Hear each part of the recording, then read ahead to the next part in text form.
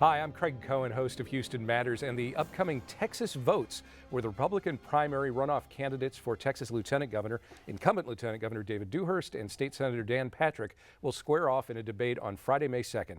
I'm here on the Red, White, and Blue set to discuss the runoff with that program's hosts, Gary Polland and David Jones. Gentlemen, thank you for letting me invade the set. Yeah, I hope you're having fun. Well, we'll see. Right. So I'm curious what the two of you think separates these two candidates from one another, particularly in light of, they've been through a primary, they've been through a lot of campaigning, and one of the big issues for, I think, a lot of voters is, particularly for GOP voters, is making the distinction between these two. And since I'm neutral in this race, I'll begin. This is a race where Dan Patrick has the conviction voters, and David Dewhurst has no choice, given that he was way behind in the primary in the first vote, other than to attack continuously from now until the runoff vote and hope he can get to 50%. And which is why you're seeing him really go after Dan Patrick on him being a deadbeat and not disclosing his tax returns. Dan Patrick is going to be running out the clock. So that's what I see. All right, Gary? Okay, I see something a little different. I think that the first round was really a referendum on whether or not David Dewhurst, after 12 years in office, deserved 4 more years. And I think this election cycle for Republicans has been one of change, because Perry didn't run again, so we have really new faces all over the place. Dewhurst was the sole exception. And for him to get by with that and be the sole exception to continue in office, he had to make the case of why he needs 4 more years to accomplish what he hadn't done in the last 12. So far, he hadn't made that case. And I think that is what he has to do. Instead, his handlers have told him what you really need to do is go negative. But he's going negative on stuff that's 30 years old. It's like, okay, 3 decades ago, Dan Patrick went bankrupt. Okay, people go bankrupt every day. He's criticized because he didn't pay back people after he went bankrupt. Did he change his name to avoid the debts? No. He did change his name. Quit interrupting me. He followed the law. He followed the law in terms of bankruptcy like everyone who has bankrupt does, and you don't have to pay back the debts. That's the rule. So it's a false issue and a mistake. Dewhurst has not taken advantage of his opportunity to make his case. Patrick, on the other hand, has spent some time now talking about issues, which is good, and I think they need to spend more time talking about issues. Right, and so I hope let on me your stop you there. show that when you do this debate, they actually talk about issues and not attacking each other. To that end, campaigning aside, sniping aside, it happens in every political campaign. We have to accept that reality.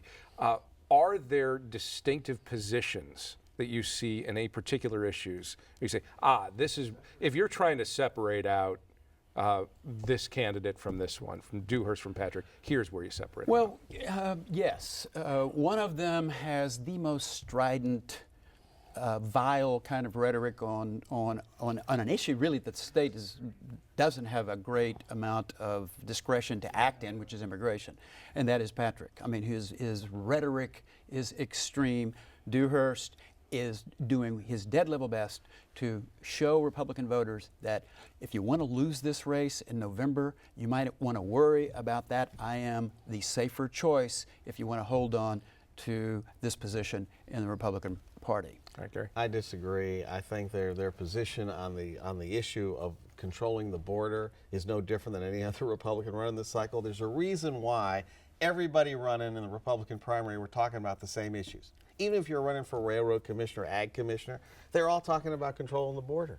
I mean, and they're all talking about the sanctity of marriage, because those are issues that resonate with Republican primary voters. That's why they talk about it. So there are on the big issues, there's no major difference between them. The question is leadership and vision for the future. And so what I think Republican voters, and I think more importantly that voters of Texas are going to be looking for when they vote in the primary or in November, they're going to be looking for who is a conservative leader who has ideas for dealing with future challenges Texas faces. That's what it all comes down to.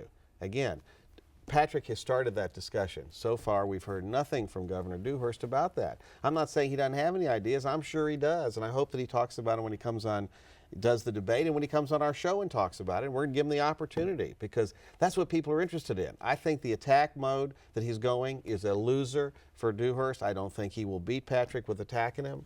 I think it'll just, as David said, Patrick's got the conviction voters.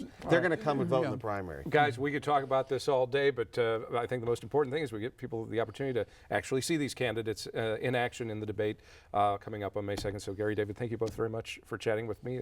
gives me a lot of food for thought as we lead into the debate. Good luck. And again, I want to say thank you to those of you that are engaged in this campaign, and hope that you will check out Texas Votes. It's the GOP Lieutenant Governor debate.